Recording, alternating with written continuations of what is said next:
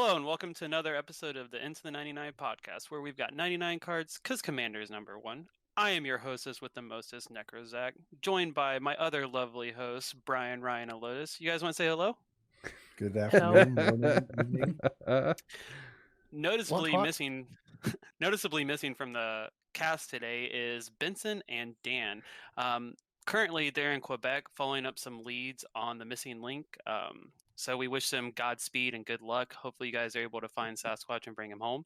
So that means we're left to our own devices. So you guys are in store for one of my absolute favorite decks that I own, and that is Negan the Cold-Blooded. A few disclaimers.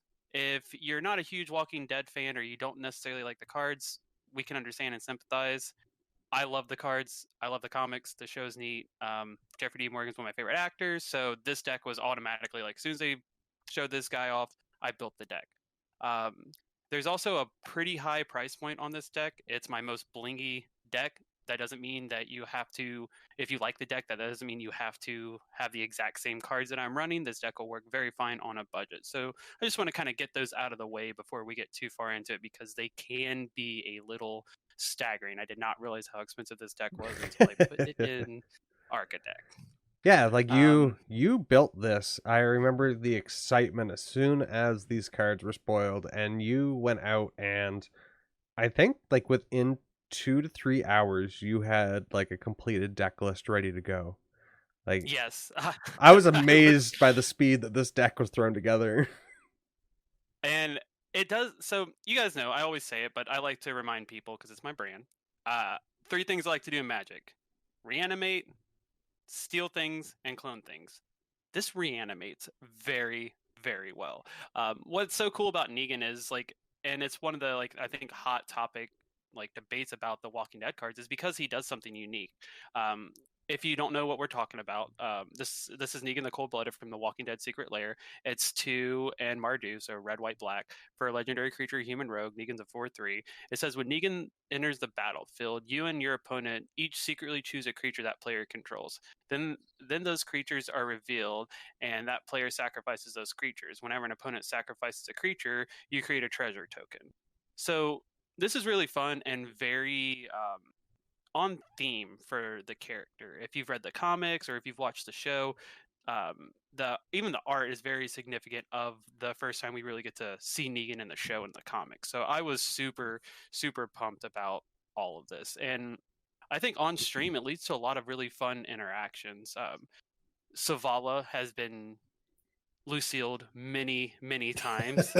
That's the one but- game and the reason that I can't stand Negan is just by poor Savala. To be fair, we were playing a 5-player game, and Yeah. Savala was like the easiest target. It meant that I was getting multiple treasures and stuff. But so this deck is a very it's not a combo centric deck. It's a very grindy value based deck, which is what I like to do. I'm going to make people sacrifice stuff, make treasure tokens, create enough mana to reanimate stuff. There's a lot of really fun and interesting cards in this deck, and I'm really happy about it. Whenever we talk about the Walking Dead cards, I just get a super smile on my face, because this is one of my cherished decks, So that's what we're going to be getting into today. Is we're just going to be talking about Negan and this deck that I have brewed. So if you want to follow along at home, we'll have my Architect link set up on the link tree, but we're just going to go ahead and get into it. So I want to talk about Treasure first. So I have a little section over here called Treasure. This deck wants to basically utilize ramping through making people sacrifice stuff, or just the treasure mechanic in general. So one of the first cards is Brass's Bounty. It's 6 and a red for a sorcery. For each lane you control, create a colorless treasure artifact token with tap, sack this artifact, add 1 mana of any color to your mana pool.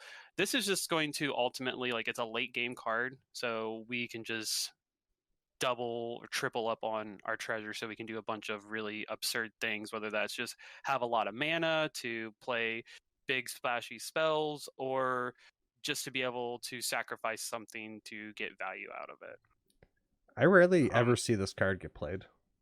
And it's really silly, because it's almost a free spell. It reminds me a lot of Peregrine Drake and what's the other card?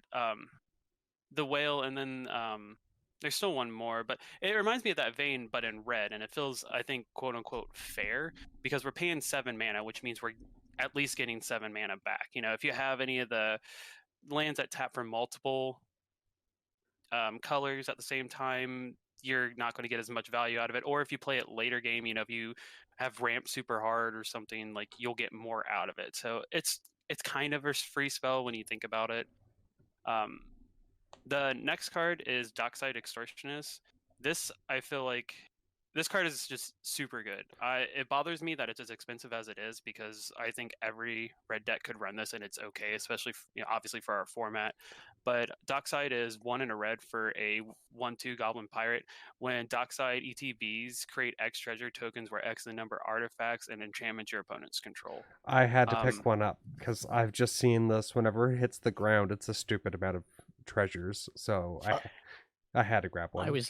I was lucky enough to actually get one of the commander decks. This came in for £30 still, so convert That's that awesome. as you will. But Yeah. a Dockside Extortionate in the UK, I think, is about £35 to £40, and I still got a precon for £30. If you get the opportunity, buy those precons. I think Dockside's like 60 or 65 up here in the Great White North. I guess 72, all depending. I paid 6 for mine because I got a proxy.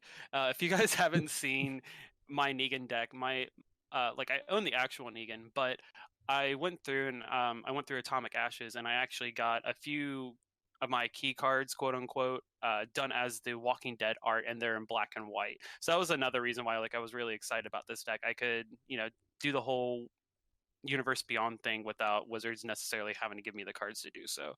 So my Dockside's Dwight from the comic, and he has Lucille and everything. I'll post pictures too on Instagram later, so you guys can take a look and tell me if you like them or not. But yeah, so Dockside Extortionist is just insane. There are a couple, not infinite loops, but there are a couple loops you can get into where you can play Dockside 2, 3, maybe even 4 times the same turn, and it becomes very, very ridiculous. You just kind of become enemy number 1. Yep. Brian, you've seen that. I was very upset with that game. I've thought about adding, and this is something we can talk about a little bit later, but I've thought about adding X spells because I never realized how much mana I could generate in this deck. So that's something that we'll discuss later. But moving on to the next card, it's Gadrak, the Crown Scourge. It's 2 in a red for a legendary creature dragon, 5/4. It's a flyer, and it can't attack unless you control 4 or more artifacts. That's fairly easy to do in this deck. And then at the beginning of your end step, create a treasure token for each non-token creature that died this turn. This card is also just another house in this deck. Like, Gadrak, I think, is super undervalued and underplayed in a lot of decks that could really take advantage of it, but this cares about any creature dying. So if we get into a situation where we're playing Gadrak and then we have extra mana to play something like one of our removal package creatures like Playcrafter or Fleshbag Marauder, this is going to net us a ton of mana at the end of our turn. And we do have some ways to really utilize instant spells, so Gadrak's super good. And he's a 5/4 flyer for 3. Like, you can't really argue with that. So the next card, very excited about. Dan actually let me trade for one of these. It's Goldspan Dragon, 3 and 2 red. Creature Dragon, Flying Haste. Whenever Goldspan Dragon attacks or becomes the target of target of a spell, create a treasure token. Treasures you control have tap, sacrifice this artifact, add 2 mana of any one color. So if you're just creating all of these treasures with Negan and you got Dockside Extortionist guy out here, you're just filthy rich with the double manas. Yeah, like I said, I don't run X spells in this deck, and I feel like I really should now. Because I didn't expect to be able to generate the kind of mana I can in this deck. And Goldspan Dragon, yeah, how could I have known they were going to print something this belligerent? Right? Card's phenomenal. So another really powerful card that I kind of dismissed until I started really like getting into this deck is Pitiless Plunder. It's 3 and a black for a 1/4 human pirate. Whenever another creature you control dies, create a colorless treasure artifact token with tap, sack this artifact, add 1 mana of any color to your mana pool. So once again, whether we're sacrificing creatures we want to sacrifice or part of our removal package on, Playcrafter-esque creatures, this card is also going to do a ton of work. There are a lot of creatures that we want to die and that want to die in this deck that benefit us in some way, and Pitiless Plunder is just a way to continue to compound that interest. This next card I actually have never seen. Ruthless Knave, 2 colorless and a black for a 3/2 orc pirate. And it's 2 colorless and a black, sack a creature, create 2 colorless treasure tokens. And then you can sacrifice 3 treasure tokens to draw a card. This card in your deck seems pretty silly. So when I first put Yeah. this in here, I looked at it as just like another sack outlet, which is viable. Like I never thought I would do the sack 3 treasures draw a card, but since I've played this deck, I actually use the sack 3 treasures draw a card more than I do anything else off this creature. It's absolutely insane. You get to a point where you can just pay 3, draw a card. And there are, like I said, plenty of things in here that when you sacrifice something, something good happens for us and something bad happens for everyone else. So I also see a cute little combo with Volrath Stronghold, Ruthless Knave, and Dockside Extortionist. yeah, like I said, there's nothing quote unquote infinite, but there are plenty of like you can do this many times. You just have to kind of watch what you're doing. And then you've got good old faithful Smothering Tithe, 3 and a white enchantment. Brian's favorite Whenever an card. opponent draws a card, that player may pay 2. If the player doesn't, they create a treasure token. Or as Now- Dan would say, you got to put your parrot costume on. Pay the 2. Pay the 2. I see that you're making so many treasures, but there's a card that I can't see that might be beneficial to all of this in this deck. I feel like I know what you're gonna say. Where's Revel in Riches? So I had it in this deck originally, in my original build that was in here, and I played a couple games with it, and literally every time I played it, it was just removed immediately, which is good and bad. It meant that someone wasted a spell on one of my spells, which is, that's fine because I have other things I want to keep. But every time I played it, I just could not get that win off, and I didn't have anything to really utilize, like playing anything at instant speed or what have you. So it was in here because I can get there, but most of the time it was just like a dead card in my hand, or I just invested the mana to not be able to do anything with it. No, fair. Yeah, I was so pumped about that. I was like, as soon as I saw Negan, I was like, oh, Revel in Riches, that's what we're doing. And I got shut down so many times. It was disheartening. As it should. So we're moving now on to the removal section. It's kind of, like I said, it's kind of fat for this type of deck, but I want to constantly be removing people's stuff. This deck is going to really utilize the creature-based removal because we can reanimate those more regularly, but there are some really splashy, very cool removal spells. So first one's Austere Command, 4 white, sorcery. It's modal, you get to choose 2. You can either destroy all artifacts, all enchantments, creatures with CMC 3 or less, or creatures with CMC 4 or greater. This is just going to wipe the field in any aspect you need it to. Yeah, this is one of the ones that I do not enjoy. Because it's usually targeting everything that I control. With our meta, especially, and Austere Command is now much cheaper, so it's easier to get your hands on them. It used to be a little bit more expensive, Mhm. but with our meta, it's just, well, really any meta, it's just good to have because it hits so many things, and it being modal, all the commands are phenomenal. Next card's Dire Tactics. It's black and a white for an instant. Exile target creature. If you don't control a human, you lose life equal to that creature's toughness. That's pretty good. Once again, I've never seen this card before, but I don't think you're going to have an issue. It seems like you've got quite a few humans in the deck. Right, but even if you lose a little life, it doesn't seem that detrimental to exile a creature. That's kind of how I felt. This is, I'll be honest, this is a pet card of mine. This probably could be a Swords to Plowshare, but I really love the art, and like as we've talked and as I've came to terms with Ikoria being my favorite set in Magic the Gathering, this I just feel like this is very Negan-esque. You see the guy jumping into a horde or jumping into this giant monster. It just makes me think of Negan with Lucille going into a horde of zombies. Same energy. This next card I've mentioned a billion times already. It's Fleshbag Marauder. It's 2 and a black. Zombie Warrior 3/1. When Fleshbag ETBs, each player sacrifices a creature. This just does. That one's. I'm still surprised that people haven't upgraded these to Demon's Disciple, which also hits Planeswalkers. Same with Merciless Executioner.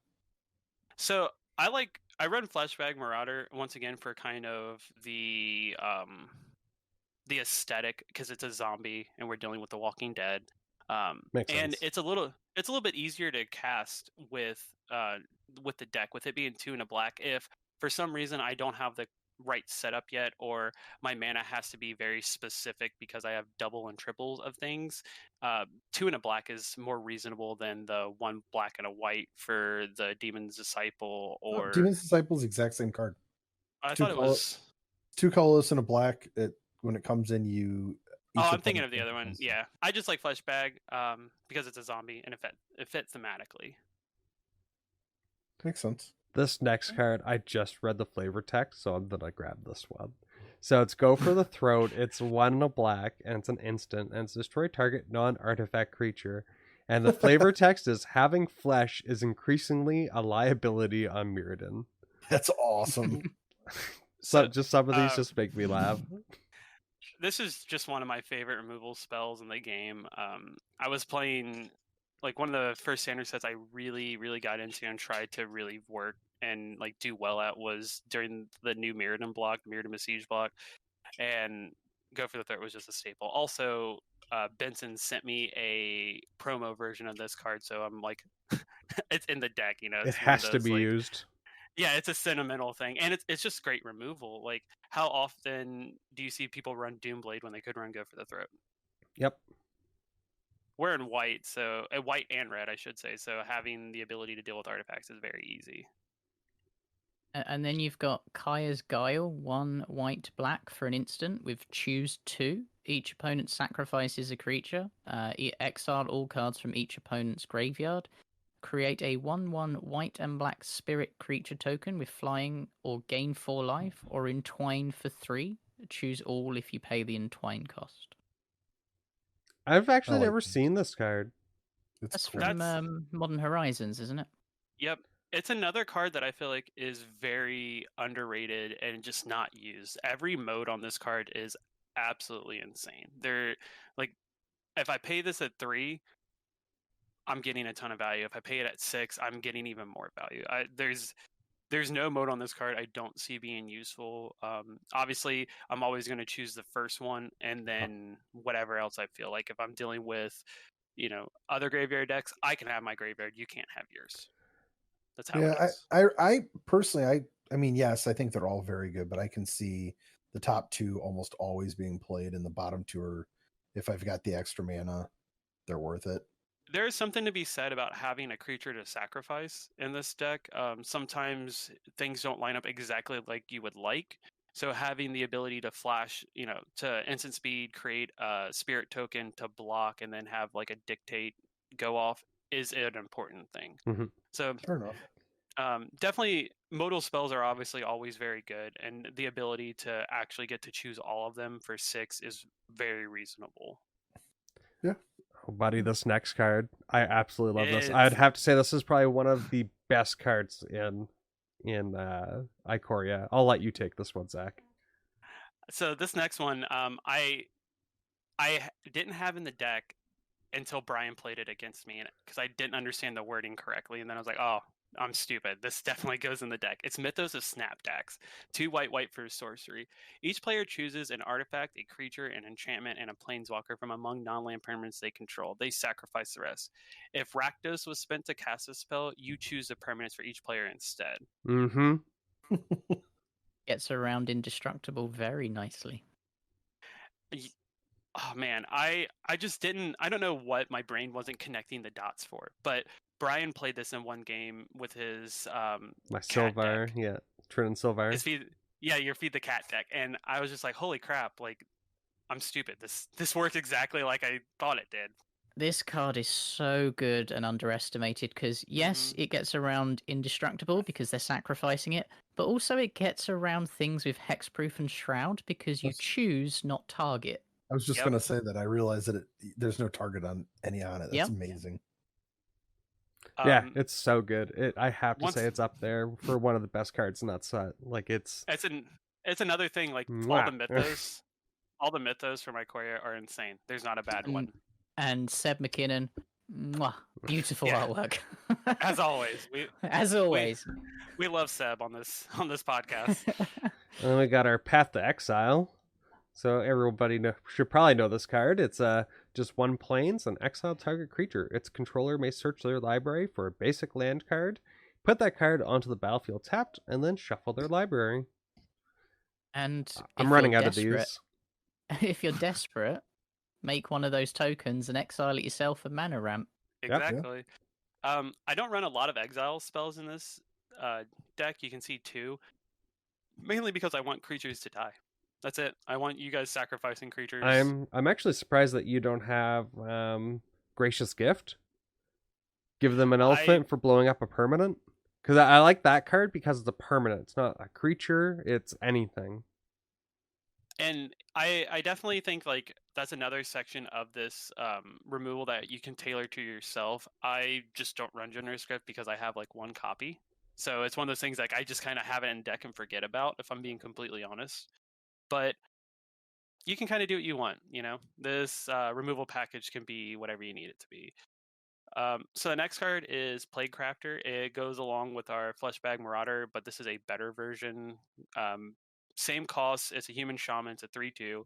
And when it ETBs, each player sacks a creature or planeswalker. And then if you can't, they discard a card.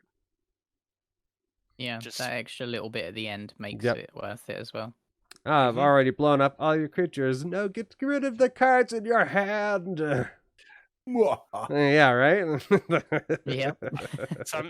Sometimes you can get into, once again, loops where you can just make everyone discard their hand. Like it's very possible to do in this deck, which just puts you a little bit further. Like I said, this isn't a deck where you're gonna win super quickly. This is a more grindy deck, but you get there, and when you get there, it's sweet. The table might not be happy, so that's a conversation you have to have with your meta. But it's also one of those things that like it's an attrition-based deck. That's kind of what you kind of come to expect. And it's like I run all of these, so the Fleshbag Marauder, or no, sorry, not even that one. So the Plague Crafter, no, the Fleshbag Marauder, like all of them in my Marin deck, and that's like one of the things that I can constantly just loop them, and I'm just like, enough is enough. Like I just stop it. I'm like, okay, I'm not gonna do this anymore, guys. I was like, I got rid of the problems. We good. We're going forward. Another Ikoria All-Star Ruinous Ultimatum. Double red, triple white, double black, sorcery, destroy all non-land permanents your opponent's control. This artwork is so good. Like it's so like there's so much going on in it, but it's kind of depressing, but it just looks so good. This next card, before we go to the next one, I just want to point out this card, Ruinous Ultimatum, is 7 mana, yeah? Yeah. Yet you get upset with Cyclonic Rift, but you get your cards back to your hand. This just destroys them. This is insane. But I think it's that it costs 2 red, 3 white, and 2 black instead of a blue and a 6 colorless. It's more sure difficult. That you won't have that problem in this sort of deck. No, not with the treasures. So sorcery. So there's something to be said about it being sorcery speed, so it's a little bit more telegraphed. Once again, like when I built this, I was like, Negan's quote unquote bad guy. This is in Mardu. This is the bad guy card. You know, as General Kudrow, like text, the art is just. Man, it's depressing. It's very good, but it is depressing. I feel like it fits the theme very well. And the ultimatums, once again, another cycle from Ikoria that we got is just amazing. There's not a bad ultimatum. So it's like I couldn't not play this card. The next card, Soul Shatter. I didn't realize how good this card was until recently. I kind of dismissed it early on when Zendikar came out, and then I had it played against me and realized how powerful it truly is. It's 2 colors and a black for an instant. Each opponent sacrifices a creature or planeswalker with the highest converted mana cost among creatures and planeswalkers they control. So instead of getting some dumb 1/1, or you're going to get their haymaker or the thing that they want to keep around the most. Yep. You know, Super Friend decks are a thing. This isn't like anti Super Friends, like deck tech or anything. This is just like we're getting good value. I'm looking at this as always getting a creature from my opponents. But if this hits a Planeswalker, getting rid of a Tezzeret the Seeker Or or a an Oko. Narset or Oko, like it's good value. I've gotten Oko'd way too much lately.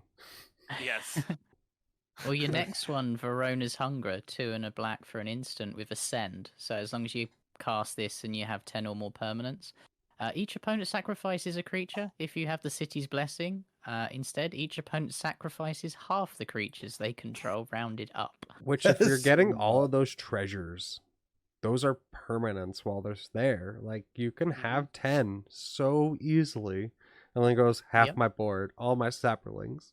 Just cry. Yep. It's one of those that is just good. Like, it's another card that people kind of forget about, and when you play it, it's like, wait, it does what? I think something cool with this too is like when you try to catch people that are like they've got a ton of creatures in play and they cast Craterhoof Behemoth, they're gonna try to kill the table, and you play this in response. And it's an instant. Yeah, and they've got to sack half their things, and their math is no longer correct. The Craterhoof probably not wasted, but it's not going to kill the table. Might only kill one person. The person that cast this? Likely. If you're doing things right, this deck is going to put you far enough ahead that you can eat a couple Craterhoofs if you need to. Also, I brought this up a couple of times recently, but I'll bring it up again. With so many elf decks running around right now, with that awesome precons that we got for Kaldheim, like a deck like this is very viable for different metas, just because like getting overrun is a thing. This is not, once again, an anti-meta deck by any means. It just kind of like it works well to any kind of token-based strategy. Anti-crowd decks. Yeah, COVID's still a thing, guys. 6 feet apart. Let's just make sure you guys are 6 feet apart. No gatherings. All right, so that was our removal section. We're going to go into our draw section. So we have Faithless Looting. We all know what Faithless Looting does. We have Night's Whisper, another just simple draw spell. I want to get into one of my favorite cards, and for Christmas, my wife actually bought me the San Diego Comic-Con version of this card. It's God Eternal Bantu. It's 3 black for a legendary creature, zombie god, 5/6, Menache. When God Eternal Bantu enters the battlefield, sacrifice any number of other permanents and then draw that many cards. That alone is insane in this deck. You can sacrifice treasures, you can sacrifice lands, you can just any permanent. It's That's insane. Sweet. I didn't know there was a San Diego Comic-Con version. Yep. All the zombie gods got a San Diego Comic-Con, and I believe it's the Planeswalker Bolus. Nice. I think so, yeah. Is it the blacked out artwork? Yep. Nice. I haven't updated my Architect here to show that, but yeah, that's here.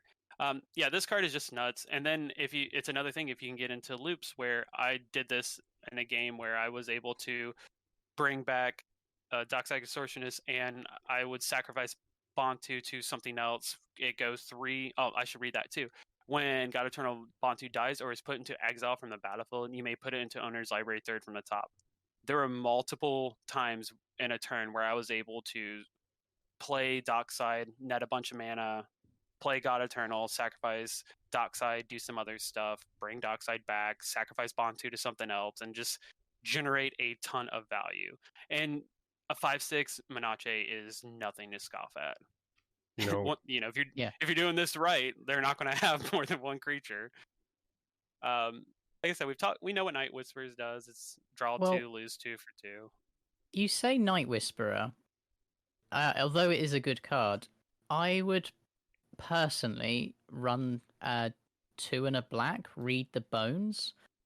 Mm-hmm. It's scry 2, draw 2, lose 2 life.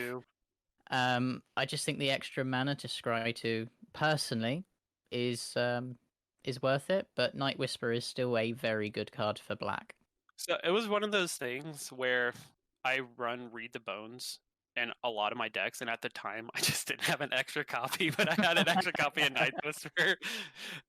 If you look at my Architect, and I think Ryan has talked about this a lot when I've showed him my decks, you can tell what I had on hand in my collection versus what I actually had. There's always like a couple little cards in decks that you're just like, why would you run that? They're vastly better cards. And Zach's like, well, it's what I found in the binder when I was binder diving. I think it's part of my charm when I deck build. Oh, for sure. Yeah. Another staple for black decks, Phyrexian Arena, 1 black. At the beginning of your upkeep, draw a card, lose a life. This next turn I'm actually super excited about. We just got out of Kaldheim, and it fits the theme very well. It Seize the Spoils.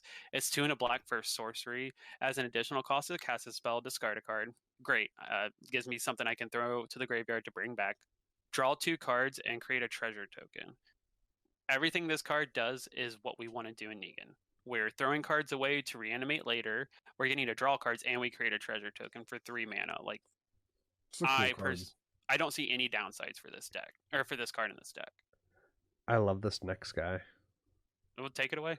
He is super cool. We got Yawgmoth, Thran Physician.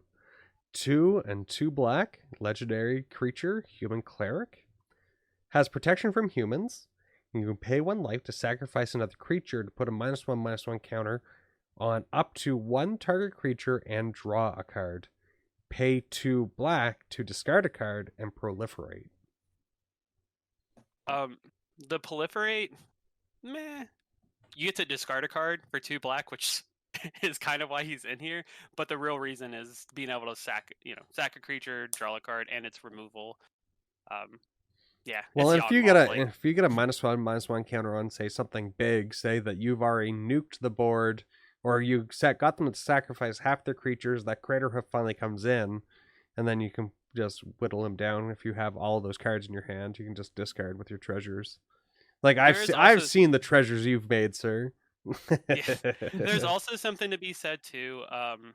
I didn't build it this way, but it is very viable. You can make this more of a combo-centric deck, and having Yawgmoth and something like Murderous Redcap, a creature with persist, or not persist, Undying. No, Undying. Sorry, so not Murderous Redcap, but something like whatever the butcher's called. But being able to just bring creatures back constantly because you can get rid of the +1 counter with a negative counter. You can do a lot of very degenerate things. I'm not doing that in this deck. But like I said, it's something to be talked about. So that's our card draw section. It's kind of light. That's fine. There's so many ways we can draw cards, and the ways we can draw cards are in other sections. So that's there. Next thing I want to get into is our aristocrats. These are ways that we are going to kill people just by sacrificing things. So Blood Artist, 1 and a black, 0/1 vampire. When Blood Artist or another creature dies, target player loses 1 life, you gain 1 life. It's needed. Yeah.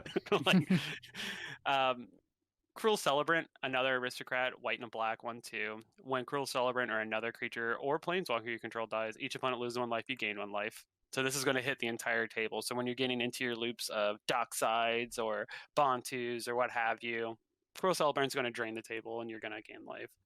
And we got I love Goblin Bombardment. Me too. Yeah, I was going to say, Lotus, this is kind of your shtick here. You want to... Yeah, 1 and a red for an enchantment. Sacrifice a creature. Goblin Bombardment deals 1 damage to, I believe, any target nowadays. Yeah. I'll just check that, but it's... I love this card so much. I play it in Tiny Leaders. It's a great card. It's for uncommon, too. It's a pretty expensive card. It is any target. This card is kind of...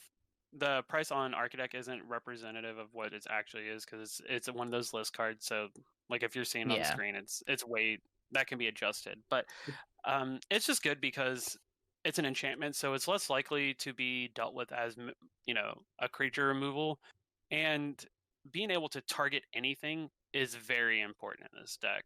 Whether you have a specific person, you just want to kind of just remind them that, like, hey, you need to settle down over there with coming at me. Or if there's a potential planeswalker Oko problem, it's good. Yeah. Yep. As Dan always says, people don't run enough enchantment removal. Yeah, I'm and surprised I didn't see Feed the Swarm in your removal package, actually. because we're playing white, I lean more towards that because, once again, I only opened a couple Disenchant copies. Yeah, that's fair. I only opened a couple copies of Feed the Swarm, so they went in my more like Rakdos and mono black decks. But then you Lotus, are running Austere Command, so that's fine. Yeah, Lotus, I think you should take this next card too, because this is another Tiny Leaders card that you have destroyed me with. Yeah, so Mayhem Devil, 1 black and red for a 3/3 devil. Whenever a player sacrifices a permanent, Mayhem Devil deals 1 damage to any target. And yes, my Tiny Leaders deck is basically those 2 cards in a nutshell. Yes. Mayhem Devil is very tricky. People don't realize like how it's actually worded. So whenever you're gonna pay to crack your fetch land to go get a land of shock into play, that's going to be 4 damage as opposed to the 3. And whenever you sacrifice your evolving wilds, or if you have treasure tokens you decide you want to sack, or someone the else amount that you've made. I just noticed that's whenever a player, so you could just use your treasures and kill people. Nuke the table. Yes. Yep. Money is power. And this goes to show that. Last 2 are best friends. We're just going to get through them real quickly. Viscera Seer, 1 black, sack a creature scry, 1, and Zilliport Cutthroat, 1 to black, 1/1. When Zilliport Cutthroat, another creature you control dies, each opponent loses 1 life, you gain 1 life. Card's So super good. I would say a very typical Aristocrats package.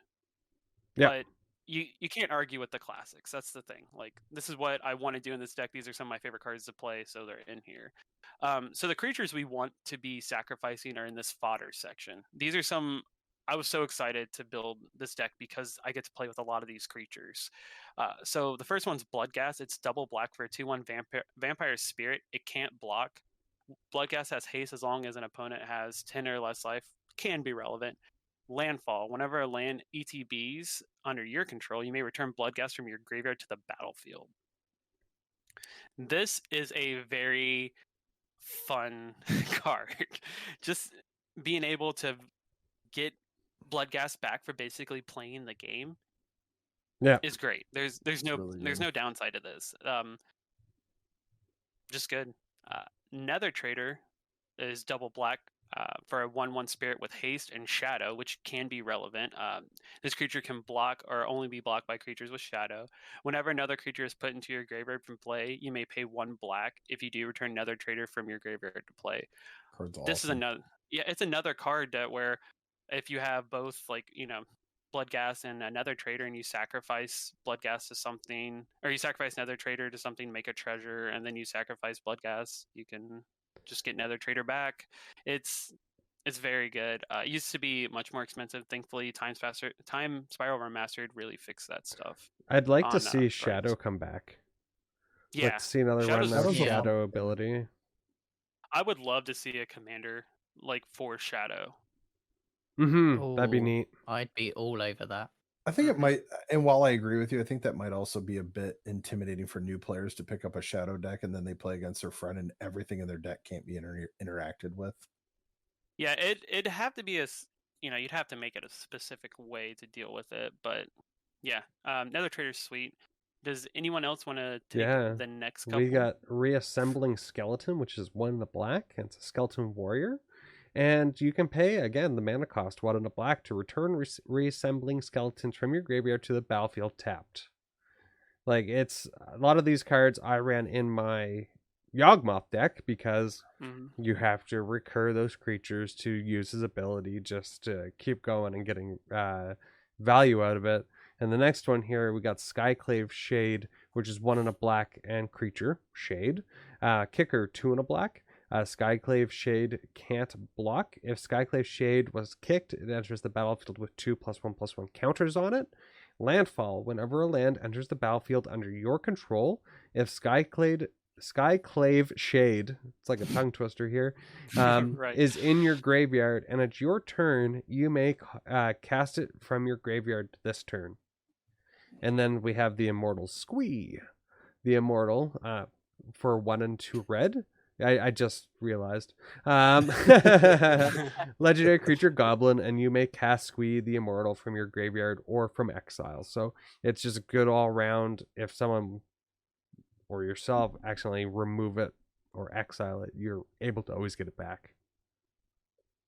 Value. Yeah. Yep. So those are our fodder creatures. We can sacrifice any creature in this deck and it'd be fine. But these are the creatures we want to see. We want to be able to constantly just throw them away and bring them right back. There is no rest for the weary in this deck.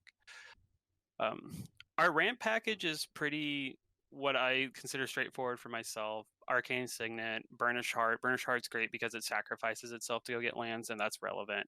Phyrexian Altar is the one I really want to touch on.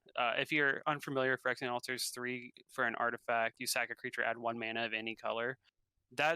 I'm running that instead of Ashnod's Altar because we have so many specific activated costs in specific colors. If we have the treasure tokens, awesome. If not, this is just allowing us to get into loops where we can maybe recast Nether Trader or something else very specifically, because we are seeing a lot of double and some triple pips. So having an outlet to be able to specifically get that color is awesome. Soul Ring, Wayfarer's Bauble, and Solemn Simulacrum. I always put Solemn in a lot of decks because I have a lot of decks that reanimate. So being able to ramp when he ETBs, draw a card when it dies, just can't go wrong. The next section is not for the faint of heart. So you might want to mute the podcast or skip it for the next couple seconds. We're dealing with Grave Pack here. So Butcher of Malakir is our grave pack on a creature. It's 5 black for a vampire warrior, 5/4 flying, and whenever Butcher of Malakir or another creature you control dies, each opponent sacrifices a creature. So this is where we get to the more oppressive side of Negan, because people are going to be sacrificing creatures a lot because we're going to be killing our own creatures a lot for value. Yeah. Any of the next the 3 cards we're talking about in this section hitting the battlefield is great. I've had times where I've had 2 on the battlefield, and it was glorious for me and just abysmal for everyone else, which, I'll be honest, made me happy. You're a bad person. Yep. If I'm gonna play a bad guy, I'm gonna play a bad guy right. Yeah, that's true. Does someone want to take the next card? Sure. Dictate of Erebos. 3 colorless, black enchantment. It has flash. And whenever a creature you control dies, each opponent sacks a creature. This card is wicked. Yeah. I don't know why. I don't know why they put flash. Yeah. Yeah. They literally took Grave Pact, which is the next made card. it cost 1 more and give it flat. Like, I would all day long take 1 more mana for flash. Yeah. Flash is an amazing mechanic. And like But I mentioned, the next card's Grave Pact, and it does the exact same thing, except it does not have flash, and it costs 1 less mana. Well, colors black. The triple black is can be relevant. Yeah, that's true. So, like I said, you don't need to have these cards on the battlefield to do well with this deck, but once they are on the battlefield, you'll notice the deck kind of supercharges. Like, once they hit, things start to get real wonky. If you're a newer player and you're interested in playing this deck, that is something I kind of want to touch on now. It can be a little bit overwhelming with your triggers, so just kind of be paying attention to the board and what you've got going on. This is a very fun deck to pilot, but there are a lot of intricacies going on, so just breathe and take it slow. I also find, especially a kind of a warning to new players, those 3 cards can make you the arch enemy at the table really quick. They make you Brian, and you die first. If you're playing this deck right, though, life ain't but a thing, baby. We're gonna be so far ahead, it doesn't matter. Commander damage, though. Yeah, we can deal with that. So the next section is one of my absolute favorite sections to talk about in any deck. It is my reanimate section. Almost every deck I play has a dedicated section to this. Zach, can I talk about the first card, please? Yes, go for it. This is one. I literally think this card is in every single black deck I own, and I think it should be in every black deck you own. It's Agadeem's Awakening. It's X black for a sorcery. Return from your graveyard to the battlefield any number of target creature cards that each have a different converted mana cost X or less. And then it's also a mobile dual face card. So on the backside, it has Agadeem the Undercrypt, which is a land, and it enters the battlefield. You can pay 3 life. If you don't, it enters the battlefield tapped, and it taps for a black. So it can be a bolt land. Yes. Mhm. Yep. And I don't Which- think I have ever cast this card and not had it been amazing. Yeah, our fodder section is a little clunky because a lot of our creatures are 2 and then squeeze 3, but we have so many creatures that are of different CMC that playing this card for 5 is going to net you a ton of value, and Yeah. you can just use that to just make people's feelings hurt. Does someone want to take the next card? This is the most convoluted Magic card with the wording. Tony. Oh, right. Okay. So you want me to do animate dead, yeah? Yes, please. I feel like Okay. feel like this So is animate dead is 1 and a black. It's an enchantment aura. Enchant creature card in a graveyard. When animate dead enters the battlefield, if it's on the battlefield, it loses enchant creature card in graveyard and gains enchant creature put onto the battlefield with animate dead. Return the enchanted creature card to the battlefield under your control and attach animate dead to it. When animate leaves the battlefield, that creature controller sacrifices it. Enchanted creature gets -1/-0. I prefer the old wording so much more. It's wow. It There's sounds just so much. It sounds like a lot. Basically, animate dead. We animate a creature with this, and it comes back from the graveyard. to And the it gets battlefield. weaker. Yes. Yeah. And So- if animate dead was to leave the battlefield, you sacrifice the creature. Also, kind of relevant. So the next card is Luminous Broodmoth. And I absolutely love this card because of its Mothra art. Love it. Mhm. Ooh, I yeah. went out, I hunted this card down. It is mine. But so Luminous Broodmoth is 2 and 2 white. It's an insect flying. Whenever a creature you control without flying dies, return to the battlefield under its owner's control with a flying counter on it. Oh, my creature dies and now it comes back with wings. Like, amazing. This card's so good. I love it in my So- Trin and Silvar deck because I'm going for the same thing.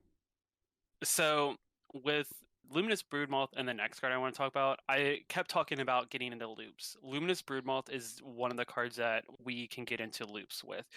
They're not infinite by any means, but you can double and sometimes quadruple up on ETBs or creatures re-entering. It just depends on how you stack things and what you have on the battlefield. But Luminous Broodmoth is going to ensure we at least get 2 ETBs off of a single creature. So in the game that I played with Brian, where I had God Eternal Bontu and Dockside Extortionist, I had Luminous Broodmoth in my hand, so I was able to play Luminous Broodmoth Oh, wow. and sacrifice some stuff. They get flying counters came back. I was able to make, I think, like 30 something treasures a single turn because I had a Luminous Broodmoth. Yeah. It's kind of pricey for sure, but in this type of deck where you're sacrificing your creatures, it's so good, and it just means that we can block more efficiently too. You know, people are going to be mad. They're going to be salted about a lot of things that we're doing in this deck. So being able to like block with Negan, and then Negan comes back with a flying counter on it. And you then choose the that- player that attacked you? Exactly. And it opens up the That's ability awesome. to Voltron Negan, which is, there are some cards in here that we can do that with. The next card is my absolute favorite black card ever printed. I put it in every black deck, and that's Phyrexian Reclamation. It's 1 black for an enchantment. It's 1 in a black, pay 2 life, return target creature card from your graveyard to your hand. Yeah. There's There's nothing bad about this card. Absolutely nothing. Life is a resource, and in most situations, if we're returning a creature from our graveyard to our hand, we want to be doing that, and the paying the 2 life is inconsequential. So, like I said, this is a situation where we can get into loops with creatures, replaying our dockside, replaying, I don't know, a Cruel Celebrant or something that we sacrifice with Yawgmoth because we just want to, or bringing back a creature that someone thought that they dealt with. No reanimate section of any of my decks would be complete without reanimate. And it's 1 black sorcery. Put target creature card from a graveyard onto the battlefield under your control. You lose life equal to its CMC. All right, so we soul shattered and got rid of something big and nasty. For 1 mana, I'm just going to go ahead and I'm going to reanimate that creature, and I'm going to hit you with it. Forget when I play these, like especially reanimate and animate dead, that it's not just your graveyard; it's any graveyard. Yep, I think sometimes you get so focused, you just take care of your own. And that's another fun thing. Like, I like playing with other people's stuff. It's fun, I don't like the cards Brian plays, but I like playing with the cards Brian plays. Yeah. So being able to do that is great, and that's why I chose those 2 specific reanimation spells. To take Brian's stuff. And then we have the old tried and true. We got Sun Titan for 4 and 2 white. Vigilance. Whenever Sun Titan enters the battlefield or attacks, you may return target permanent card with converted mana cost 3 or less, which is a grand majority of all of Zach's fodder. Yep. And the stuff, like, our aristocrats are all 3 CMC or less. So this is going to ensure we have at least one of the 2 creatures, or one of the 2 things on the battlefield. My animate dead, it's not reflected in here, but it should have been the Graveborn art. That's actually Sun Titan coming back. This card being white is silly. It should have been black, but it's still cool. This next card's Victimize. It's 2 colors and black for a sorcery. Choose 2 creature cards in your graveyard. Sacrifice a creature. If you do, return the chosen cards to the battlefield tapped. This card is berserk. Yep. I can't believe it's an uncommon. I can't believe it costs 3 mana. Everything about this is insane. In this deck, there's once again, it's another card that is supposed to have a downside that just doesn't. Like the card's like 5 mana to reanimate a card, and there's no downside. Like this card's downside is actually an upside in a lot of decks. Exactly. I don't know. My reanimation package can be tailored more towards your playstyle. This fits my playstyle and what I think and what I wanted to do with the deck for sure. So you can switch some stuff out. There's some really interesting white reanimation spells that I've found that I've thought about putting in here. But as it stands, this is what I've been playing, and this is what I've been happy with. So we get into our utility section, which is going to be one of the last sections. We'll touch over some lands that I think are kind of notable. But our utility section is cards that I just couldn't really justify in one place or another. The first one's Anointed Procession. It's 3 and a white for an enchantment. If an effect would create 1 or more tokens under your control, it creates twice that many of those tokens instead. Double your treasures. Yep. We're Double just your going to make treasures, a billion double your treasures. fun. And then we got Conjurer's Closet for 5 colorless. At the beginning of your end step, you may exile target creature you control, then return that card to the battlefield under your control. It's just bouncing, getting the double of triggers off with certain creatures, or just Negan, making sure to get those treasures, or Dockside. And that's another way that you can build this deck is more of a flicker focus. I didn't really want to go that route. I think Conjurer's Closet is just too good to not add, but there is definitely a build that you can do with Negan where you're just constantly flickering Negan and getting a ton of value. See, this next one, Cosmic Intervention, this card alone, I reckon people should buy that precon. There are so many good cards in that deck, and this is one of them. So it's 3 and a white for an instant. If a permanent you control would be put into a graveyard from the battlefield this turn, exile it instead, return it to the battlefield under its owner's control at the beginning of the next end step. You can also pay 1 and a white and play it from Foretell. So this will protect from all board wipes. Mm-hmm. I have a feeling this card is down the road, like when that precon is out of stock, like out of print. I have a feeling this is going to be a card that's going to slowly really creep up in price.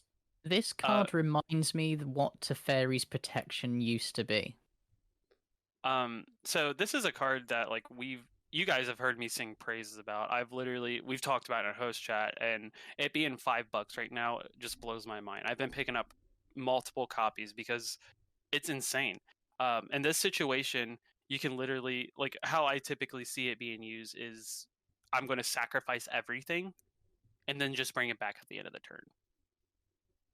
Like, I'm not looking at this as using it as a protection spell. I'm using this as a kill spell in a lot of regards, you know. But it's one of those cards that is very universal. You can use it for a lot of different strategies and use it for a lot of different things. Does this work with treasure tokens? I don't think so. No, because you would. Because the token would just disappear. Sorry. So next we got Dream Devourer, which is 1 and a black. It's a demon cleric. Each non-land card in your hand without Foretell has Foretell. Its Foretell cost is equal to its mana cost, reduced by 2. And then whenever you Foretell a card, Dream Devourer gets +2/+0 until end of turn. So this is one of those cards that I have been testing out in the deck, and I've been surprised with how good it is. There are a lot of, you know, we've seen people with mill, we've seen a lot of different things where your hand just gets destroyed. If you're playing this deck, there's a chance you're going to get targeted. So having cards foretold is a way to protect yourself in the long run. And it puts people on a swivel. Like, do you really want to attack me? Because who knows what I have foretold. I still can't believe that card exists. I really like it. It's one of those cards you could probably switch out for something else. I've been enjoying what it's capable of doing. It's just interesting. We don't have any effects like this. So, General Enforcer, 1 and white and a black. Legendary humans you control of indestructible. This is just another way to protect Negan. Imperial Seal. I have an Imperial Seal, so here it is. It's just one of the tutors that I'm running. If you want to make this deck less expensive, put Vampire Tutor in. Wow. Put Demonic Tutor in. I have. It's there. Or Diabolic if you really want to cut the cost. Lightning Greaves. We're going to protect Negan. That's what this is here for. This next card we are going to talk about because it's amazing. It's Lucille. It's the special card that you got from getting the Walking Dead Secret Lair. It's 1 and a black for a legendary artifact equipment. Equipped creature gets +2/+0 and has menace or Menace. I'm sorry. Whenever equipped creature attacks, defending player sacrifices a creature. If they do, you create a walker token. It equips for 4. Nothing about this card is bad. No, not at all. It does everything that you want to do. Literally everything. Sidisi Undead Vizier is another amazing card in this deck. Death Touch, Exploit. So when this ETBs, you can sack a creature. When Sidisi Undead Vizier exploits a creature, you can search your library for a card and put it in your hand. And it's a 4/6 for 5. I really like the search feature that you get on her. There's no downside for this card for this deck. You're going to sacrifice a creature, probably making someone else sacrifice, or the entire table sacrifice a creature, net 3 mana, and get a card. Yeah, it's a little bit ridiculous. Yeah. The next card, Sneak Attack. 3 colors and a red for an enchantment, and you can pay 1 red. You may put a creature card from your hand onto the battlefield. That creature gains haste. Sacrifice that creature at the beginning of the next end step. Again, forcing someone else to also sacrifice other stuff. Yeah. Lotus, there are no timing restrictions on on Sneak Attack, right? I could pay red and just flash in a creature, essentially. Uh-huh. Yeah, that's what I thought. This is new tech for this deck. I just took it out of Grixis deck that I had because being able to pay 1 red as opposed to some of the mana prices for other cards is going to be super vital, and being able to do it at flash speed is a problem. Brian, you take this next card because I feel dirty for playing it. This one surprises me. The next one is Zach's most hated card because everybody uses it against him. It's Teferi's Protection. It's 2 and a white instant. Until your next turn, your life total can't change, and you gain protection from everything, and all permanents you control phase out. Exile to Fury's Protection. It's hate- in all of my decks basically that run white because I'm always the one dying first, so I need to protect myself. I hate Yeah. this card so much that I play it. I was forced to play it. Shoutouts to Brian and Andrew from Elder Dragon Skyplander for forcing me to play this card because This I've been card's blown out. such a gotcha card. I've been blown out so many times because of this card that finally I was just like, fine, Yeah. I'm gonna play it. I did, however, get a proxy of this. Mine is Negan's Protection, and it shows him with the other people from his group, like fighting off a horde of zombies. So, like, once again, I'll post pictures of all that. But I have Yeah, to Brian's got me so many times with that card. Brian's like, I need to die or I win. So I'm like, I can kill you this turn, and I swing out with lethal. And he's like, oh, protection. I talked her into a swing. Turgid, God of Fright. This is every time I see it, all I hear is "our lands" in Dan's voice. So it's 3 and 2 black. It's legendary creature God Menace. Whenever an opponent sacrifices a non-token permanent or discards a permanent card, you may put that card from a graveyard onto the battlefield under your control. It's a 4/5 and it's a modal as well as Turgid's Lantern. It's a legendary artifact. Target player loses or tap target artifact. Tap target player loses 3 life unless they sacrifice a non-land permanent or discard a card. So Pay good. 3 and a black. Untap target Turgid's Lantern. So just there's so much value for Negan on both sides of this card. But if you play it as actual Turgid, you get so much value. I'm the sacrifice, my blah blah blah. You mean our blah blah blah. I'm taking that. I have not got to play Turgid yet out of this deck, but I'm So real good. excited about it. The last card in our utility section is Teysa Karlov. It's 2 and a black white for a 2/4 legendary creature human advisor. If a creature dying causes a triggered ability of a permanent you control to trigger, that ability triggers an additional time, and creature tokens you control have vigilance and lifelink. I was gonna This say is it doesn't trigger true. Turgid twice, right? Because then you can't only grab that card once. Yeah. That's a shame. But it does trigger Negan. Yep. Not cool. And Fleshbag and All of them. Mayhem Devil. And, so yeah, the creature token thing, whatever. The creature dying triggered ability to happen again, super important. Amazing. I just want to run over a few lands real quick, and we can get into some closing thoughts. So I have Beseju, who shelters all. Like I said, I've been thinking and playing with the idea of putting some X spells in here because I think I need some different ways to close out the game, and having so much mana production. Beseju is a land that I feel like is going to have to be used if I start to go that route.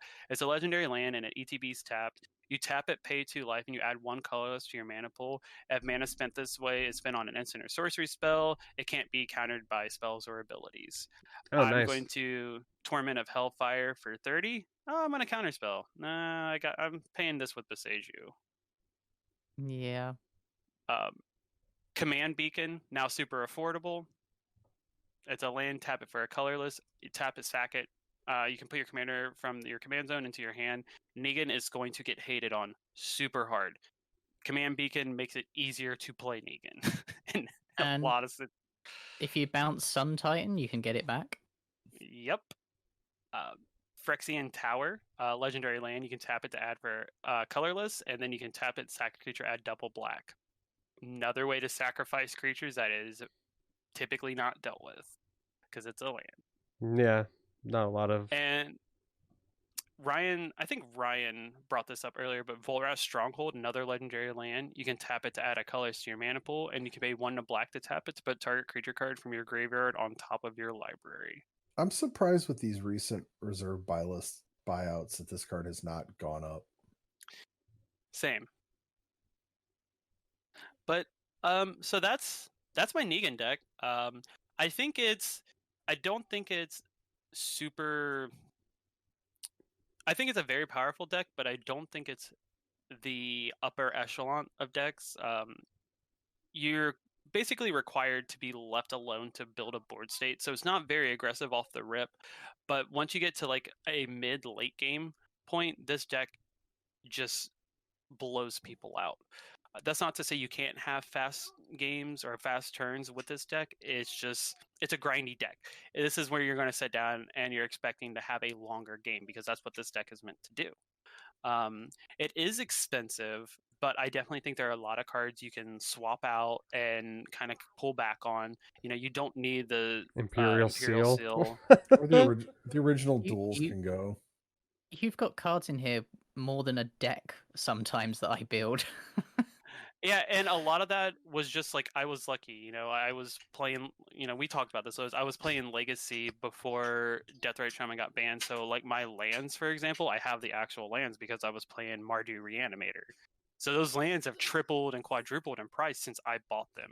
Imperial Seal, I have a proxy of, but it fits the theme. Like I have Negan, I have Negan with his iron, like putting his mark on Dwight. Like there are a lot of thematic cards in this deck as well that you don't necessarily need. Realistically, if you get rid of the 3 duels, Imperial Seal and Volrath Stronghold, this deck's very, very affordable. Yeah, it's not very expensive in reality. A lot of our cards are super cheap. A lot of recent reprints have made these cards much more affordable too.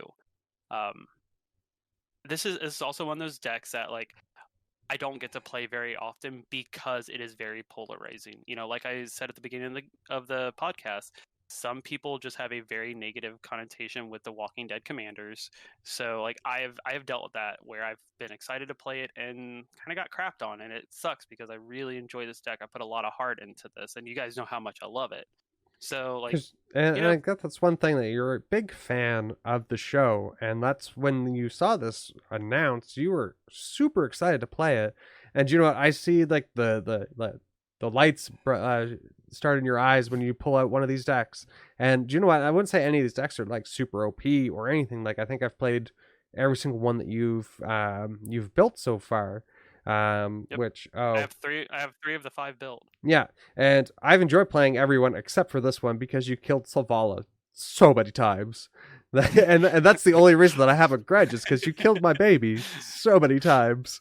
But yeah, I do think like while I don't think Negan is overpowered, I think he's a pain in the butt to play against, just the card itself, not the deck. Just because like if Zach doesn't want something on the table, you're not going to have it. And if you're not smart enough, you're not going to have that, and you're not going to have something else. Yeah, you got to be friends with me. Just like Yes. Negan, you're coming under my protection. You're paying me for your protection. A couple other things like I want to get into with closing thoughts. I do think that, like I talked about earlier, this is a more quote unquote experienced player deck. I feel like I think new players can pick this deck up. If you have any interest, like please reach out to me and I will help you build a deck. I love this deck. I love brewing like this. But there are some lines that do get kind of convoluted and can be kind of like even I get overwhelmed on screen, especially when we're doing like the webcam games. So take your time. That's the best thing I can tell you with decks like this. There are a lot of triggers that are going to happen. Just be patient, work it out. But if you're playing with a reasonable player group, they will help you. Don't be shy to ask for help. And if you really don't know any interactions, just tag me in the Discord. I will happily explain anything. She doesn't sleep, so any time of the day. Lotus helps me. Lotus helps me all the time. I just love this deck. It makes me so happy. You guys know how much I love this. When we talked about that, you guys wanted to do this episode, I was like, I'm still smiling about it because I really enjoy this deck.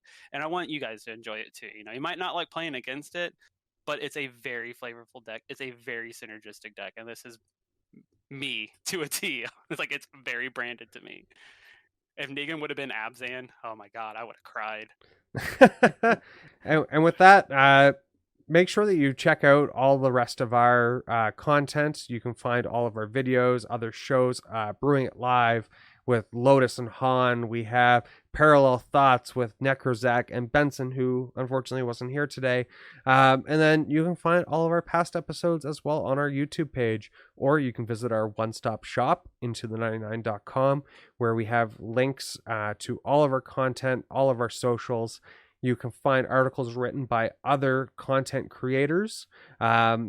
Dante Informal is one of them, and Gathering the Magic, I believe 97, which is Hayden, and a lot of other ones. And Lotus has written some for us. Nekrozach has written some for us. His heroic intervention articles.